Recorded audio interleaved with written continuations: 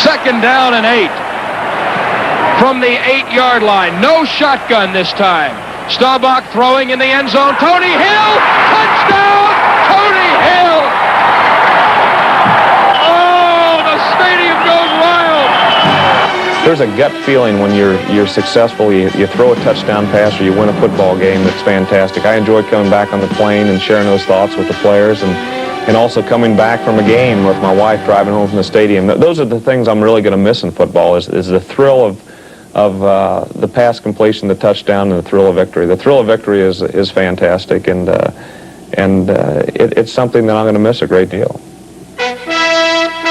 Roger Stauback's presence on a football field seemed to define the term winner.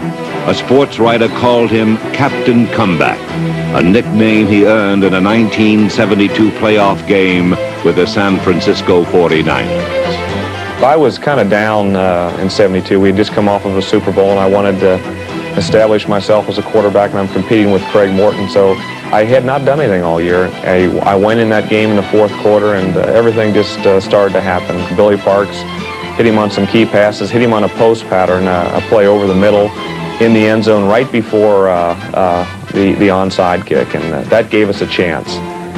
And then we got the onside kick, and I ran the ball up the middle for about 20 yards. I'll never forget that. Everybody was screaming, "Don't run," but I ran for about 20 yards and then hit Billy Parks on the sideline for a key pass. And then when Ron Sellers caught the ball for the touchdown, again, that was a moment of impact and excitement.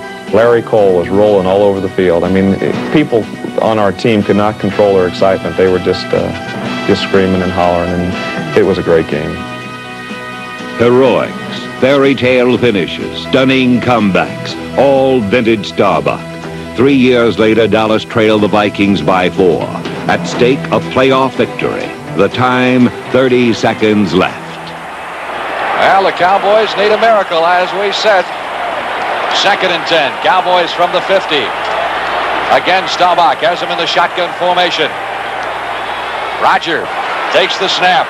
Pumps it once. Last gasp for the Cowboys. He's going long. Down the near sideline for Drew Pearson. Pearson makes the catch at the 5. Touchdown! Pearson goes in for the touchdown. And the Cowboys score.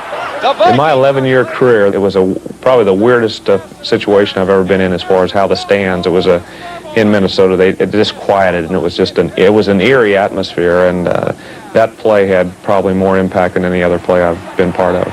Would you believe it? Stauback's good fortune seemed divinely ordained. Yet in Super Bowl 13, Rogers' guardian angel chose to abandon him. It's 3rd down and 3, Dallas at the Pittsburgh 10. Roger back to throw, has a man open in the end zone, caught, touchdown, dropped in the end zone, Jackie Smith all by himself. Oh, bless his heart, he's got to be the sickest man in America. Frustration exited swiftly for Stauback, but the scars from blitzing linebackers remained indelible. I guess my finger represents my history in football. I've dislocated that finger so many times that it's finally permanently dislocated. Through my career, I've probably experienced maybe 20 concussions. 2 years ago in the playoffs against Atlanta, I was knocked out by Pennywell. It was a hit where he just drove me into the ground, and it wasn't a dirty hit, but I couldn't get my arms behind me, and I bounced off the turf at a pretty high rate of speed, and I was out for quite a while. Number 12 generaled the Cowboys to the winningest record in the 70s and closed out his career as the highest-rated passer in NFL history. His final completion will live in his mind forever. Well, my last completion was to our left guard, Herb Scott. Of course, Herb had worked hard all year. He deserved it. He's breaking over the middle. Old big number 68 was standing right there with a smile on his face when he caught it, and he just felt like he'd just taken something out of the cookie jar.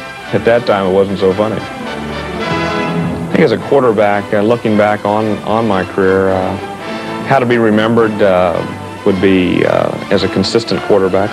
As a person, someone that cares about other people.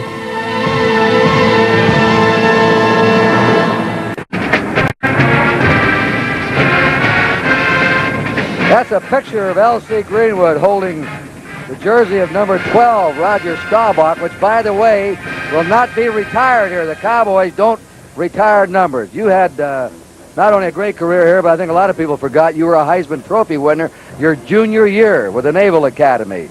4 years in the service, Vietnam, back here. No player has ever been more distinguished in personal life and professional football life than you have, Roger. You're a cinch Hall of Famer. What one play do you remember out of all those memories of your career? Well, one play is really tough. I look back to the first Super Bowl when the Cowboys got rid of the tag, we can't win the big one.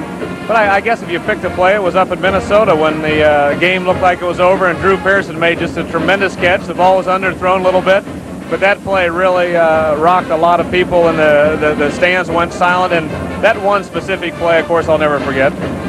It looked like your own players couldn't believe it. They were stunned as they looked around in that game. It was a shocking play in itself. There's so many plays that are exciting. Last year when Tony Hill catches a pass to beat Washington and back years, but that one being in a visitor's park with the silence there was in a big game, a playoff game, was a particular play I won't forget. But it's been fortunate to have a lot of great experiences in Dallas.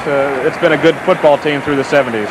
Well, you're off to a good start tonight with CBS, and we wish you a lot of luck this year in the telecast. Roger Stauback.